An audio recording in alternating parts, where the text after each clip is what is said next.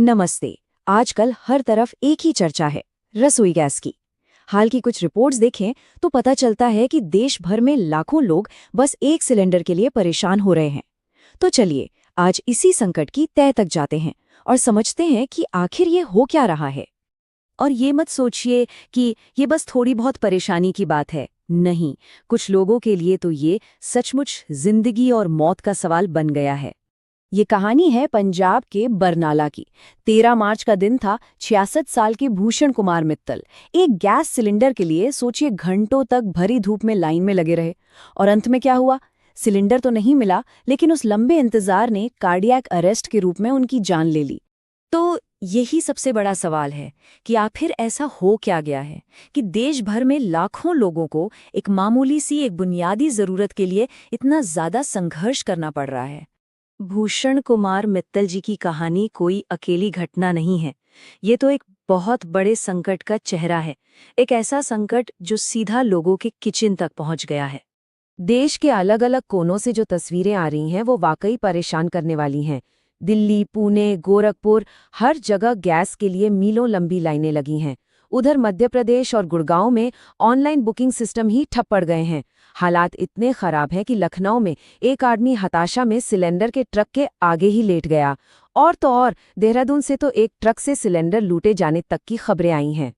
और देखिए, इसका असर सिर्फ घरों पर नहीं, कारोबार पर भी बहुत बुरा पड़ रहा है। बड़े शहरों में देखिए तो करीब 20 से 30% रेस्टोरां बंद हो गए हैं।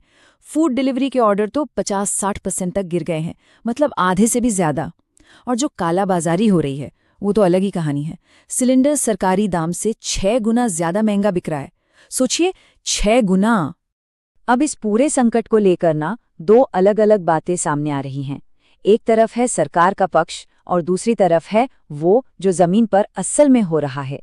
तो सरकार का क्या कहना है? 12 मार्च को पेट्रोलियम मंत्री हरदीप सिंह पुरी ने एक बयान दिया। उन्होंने साफ साफ कहा कि घरेलू एलपीजी की सप्लाई में कोई दिक्कत नहीं है, वो पूरी तरह सुरक्षित है और देश में गैस की कोई कमी नहीं है।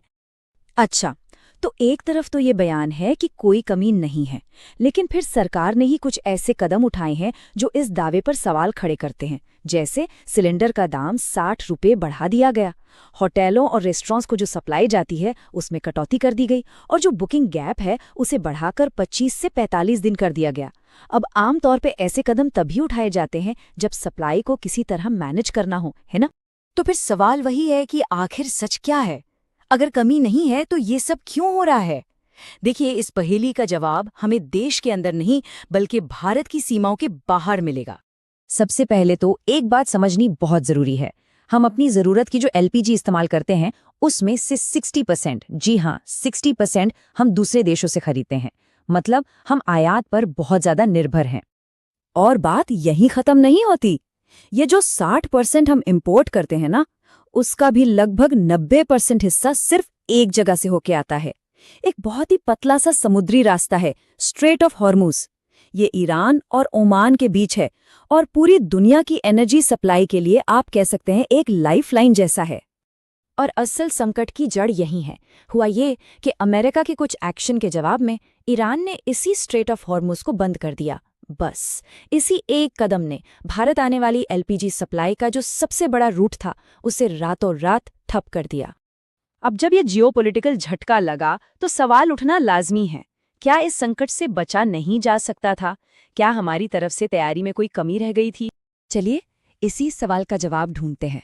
भाई, जब हम इंपोर्ट पर इतने ज्यादा डिपेंडेंट हैं तो ये तो सोचना पड़ेगा कि किसी इमरजेंसी के लिए हमारे पास कितना बैकअप, कितना स्ट्रेटेजिक रिजर्व है। और इसका जवाब सच में चौंकाने वाला है। रिपोर्ट्स के मुताबिक भारत के पास अपनी जरूरत के हिसाब से 2 दिन से भी कम का एलपीजी रिजर्व है। सिर्फ 2 दिन से कम। मतलब अगर सप्लाई चेन में कोई भी बड़ी गड़बड़ होती है तो हमारे पास संभालने के लिए कोई खास सेफ्टी नेट है ही नहीं। तो जो मुख्य आरोप लग रहा है वो यही है। पहला, कि स्ट्रेट ऑफ हॉर्मुज में तनाव का खतरा कोई नई बात नहीं थी, इसका अंदेशा पहले से था। दूसरा, इसके बावजूद सप्लाई के लिए दूसरे रास्ते ढूंढने पर कोई काम नहीं हुआ। तीसरा, स्ट्रैटेजिक रिजर्व बनाने पर भी ध्यान नहीं दिया गया। और चौथा, जब संकट आ ही गया तो सबसे पहला कदम क्या उठाया गया? कमी होने की बात से ही इनकार कर दिया गया। तो ठीक है, जो हुआ सो हुआ। अब सबसे बड़ा सवाल ये है कि आगे क्या? ये संकट कब तक चलेगा और इस मुश्किल सिचुएशन में आम लोग अपनी तरफ से क्या कर सकते हैं? देखिए, एक्सपर्ट्स का तो यही मानना है कि ये जो जियोपॉलिटिकल टेंशन है, ये इतनी जल्दी सुलझने वाली नहीं है और दूसरे रास्तों से जो थोड़ी बहुत सप्लाई आ भी रही है, वो हमारी ज़रूरत के हिसाब से ऊंट के मुंह में जीरे के बराबर है। तो असल बात यह है कि हालात को नॉर्मल होने में कम से कम 4 से 8 हफ्ते और लग सकते हैं। तो इस बीच कुछ प्रैक्टिकल चीजें की जा सकती हैं। पहली चीज, एक इंडक्शन कुकर घर में रखना एक अच्छा बैकअप हो सकता है। दूसरा, अगर किसी के इलाके में पाइप्ड गैस यानी पीएनजी की लाइन है तो उसके लिए अप्लाई करना एक अच्छा ऑप्शन है। तीसरा, अगर कोई ब्लैक मार्केटिंग कर रहा है तो उसकी शिकायत नेशनल कंज्यूमर हेल्पलाइन पर जरूर करें। और सबसे जरूरी बात, प्लीज घबराकर सिलेंडर जमा मत कीजिए, इससे सबकी मुश्किलें और बढ़ जाती हैं। लेकिन जानते हैं, इस पूरे संकट की सबसे भारी कीमत कौन चुका रहा है? वो लोग जिन्हें सबसे ज्यादा मदद की जरूरत है। खास तौर पर गांव की वो महिलाएं जिन्हें उज्ज्वला योजना के तहत चूल्हे के जहरीले धुएं से आजादी मिली थी, एक साफ ईंधन मिला था। आज गैस की इस किल्लत की वजह से वो वापस उसी धुएं में सांस लेने पर मजबूर हो गई हैं।